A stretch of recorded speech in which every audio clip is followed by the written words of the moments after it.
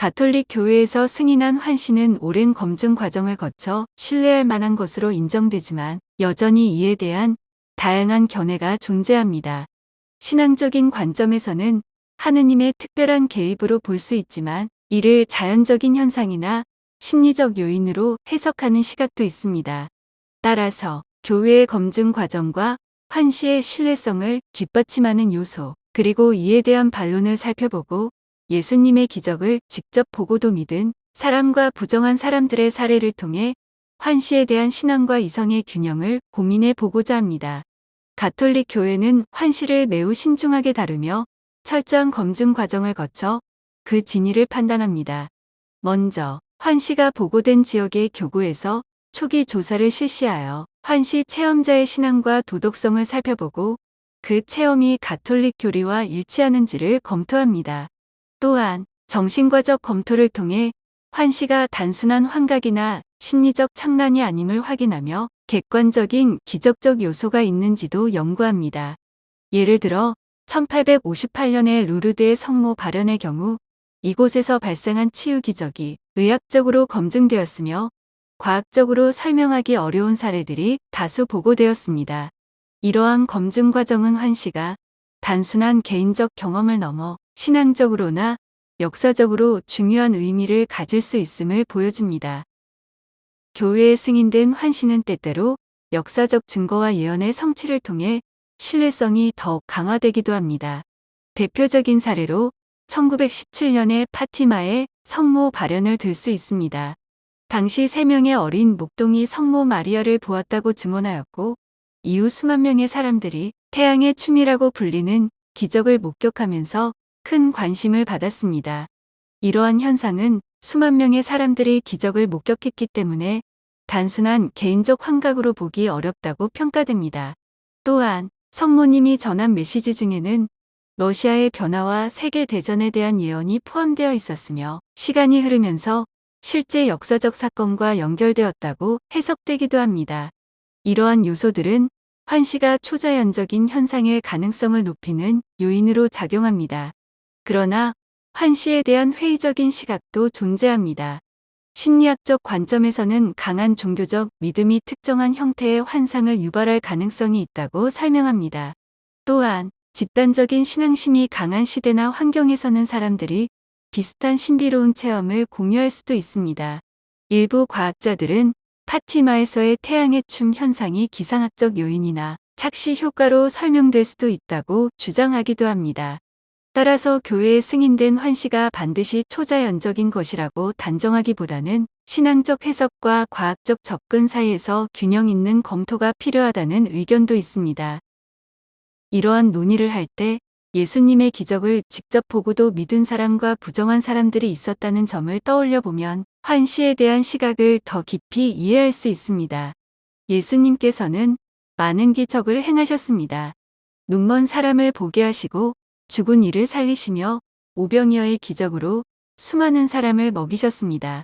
이러한 기적을 직접 본 사람들 중에는 예수님을 믿고 따르는 이들도 있었지만 반대로 이를 부정하고 예수님을 비난하는 이들도 있었습니다.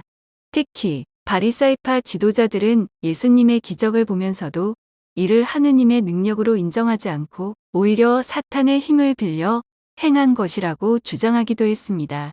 이는 기적이나 신비로운 체험이 단순히 사실 여부의 문제가 아니라 그것을 받아들이는 사람의 마음가짐과 신앙의 태도에 따라 다르게 해석될 수 있음을 보여줍니다.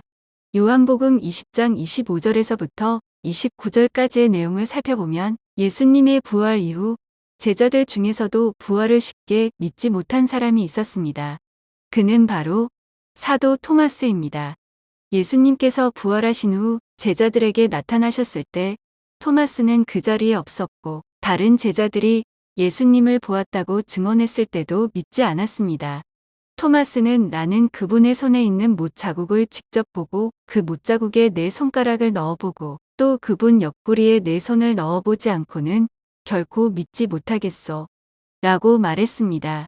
그러자 예수님께서는 다시 제자들 앞에 나타나셔서 토마스에게 내 손가락을 여기 대보고 내 손을 보아라. 내 손을 뻗어 내 옆구리에 넣어 보아라. 그리고 의심을 버리고 믿어라. 라고 말씀하셨습니다. 그제야 토마스는 예수님의 부활을 확신하고 저의 주님, 저의 하느님 이라고 고백하였습니다. 예수님께서는 너는 나를 보고서야 믿느냐? 보지 않고도 믿는 사람은 행복하다.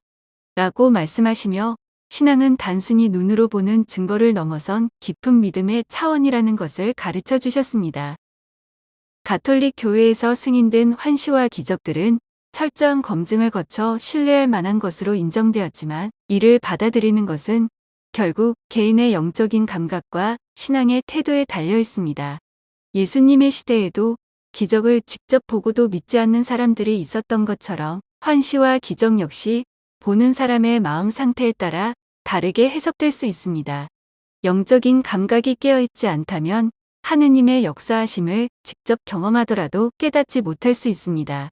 예수님의 부활을 의심했던 사도 토마스처럼 눈으로 확인해야만 믿는 사람이 있을 수도 있고 바리사이파처럼 기적을 보고도 끝까지 거부하는 경우도 있습니다.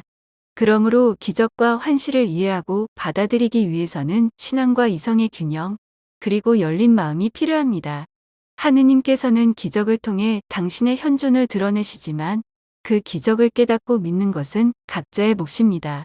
기도와 성경 묵상, 성사생활, 사랑의 실천을 통해 우리의 영적인 감각을 깨운다면 하느님의 역사하심을 더 분명하게 느끼고 이해할 수 있을 것입니다. 결국 중요한 것은 기적이 있느냐 없느냐가 아니라 우리가 그것을 깨닫고 하느님의 부르심에 응답할 수 있는가입니다. 신앙의 눈을 뜨고 열린 마음으로 하느님의 뜻을 구하는 사람은 작은 일 속에서도 기적을 발견할 수 있을 것입니다. 이 콘텐츠가 마음에 드신다면 구독과 좋아요도 부탁드립니다. 구독과 좋아요는 콘텐츠 제작에 큰 힘이 됩니다. 감사합니다.